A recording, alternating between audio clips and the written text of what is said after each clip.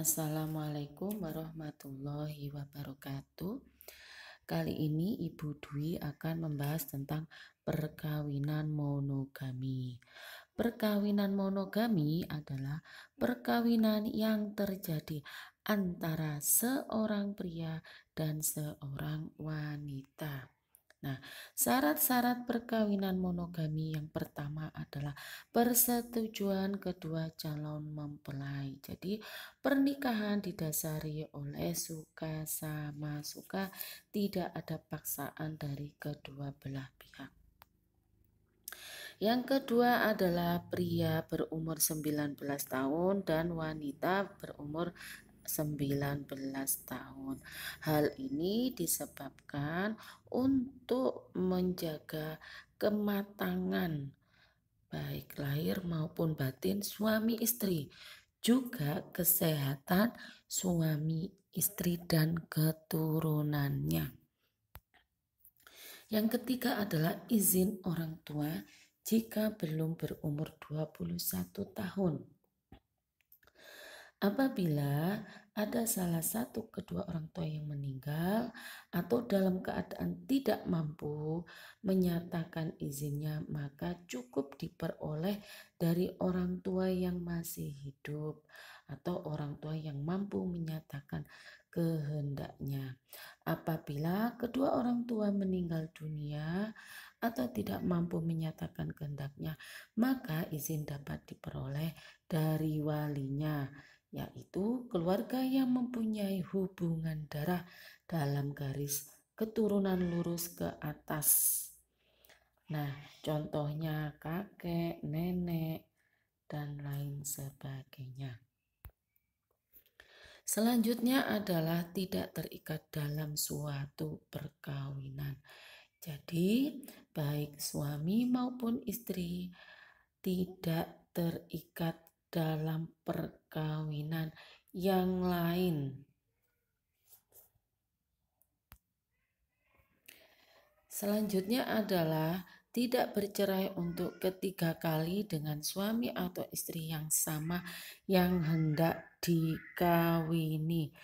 Hal ini dimaksudkan untuk mencegah tindakan kawin cerai berkali-kali.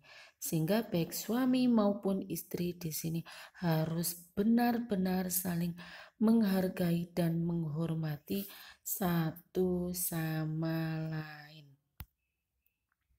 Selanjutnya adalah bagi janda sudah lewat masa idah.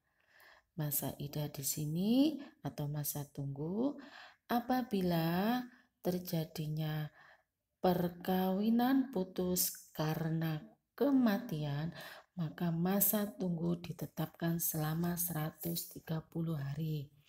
Nah, apabila perkawinan putus karena perceraian, maka masa tunggu janda adalah sekurang-kurangnya 90 hari. Selanjutnya, apabila perkawinan yang putus karena perceraian, tenggang waktu tunggu dihitung sejak jatuhnya putusan pengadilan yang mempunyai kekuatan hukum. Nah, bagi perkawinan yang putus karena kematian, maka tenggang waktunya ditunggu sejak kematian suami. Selanjutnya adalah pemberitahuan kepada pegawai pencatatan perkawinan sekurang-kurangnya 10 hari kerja sebelum perkawinan dilangsungkan. Selanjutnya, tidak ada yang mengajukan pencegahan perkawinan. Nah, pencegahan perkawinan ini bisa dilakukan oleh para keluarga dalam garis keturunan lurus ke atas dan ke bawah. Pencegahan ini bisa disebabkan beberapa atau banyak hal. Misalnya karena calon mempelai belum berumur 21 tahun, mereka tidak mengajukan izin kepada orang tuanya untuk melakukan pernikahan. Maka kedua orang tuanya bisa mengajukan pencegahan perkawinan kepada pengadilan. Nah, selain itu, apabila perkawinan ini karena adanya larangan perkawinan, ini juga kita bisa melakukan pencegahan perkawinan. Jadi, alasan pencegahan perkawinan ada beberapa, misalnya karena tidak melakukan izin kepada kedua orang tua sedangkan calon mempelai belum berumur 21 tahun dan juga karena adanya larangan perkawinan. Selanjutnya adalah tidak ada larangan perkawinan. Jadi perkawinan itu bisa dilakukan apabila tidak ada larangan perkawinan antara pria dan wanita. Larangan perkawinan itu adalah apabila adanya hubungan darah dalam garis keturunan lurus ke atas atau ke bawah.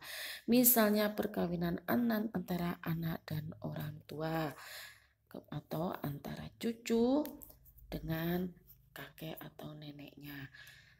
Juga yang kedua adalah hubungan darah dalam garis keturunan menyamping, yaitu antara kakak atau saudara kandung. Itu juga termasuk larangan perkawinan.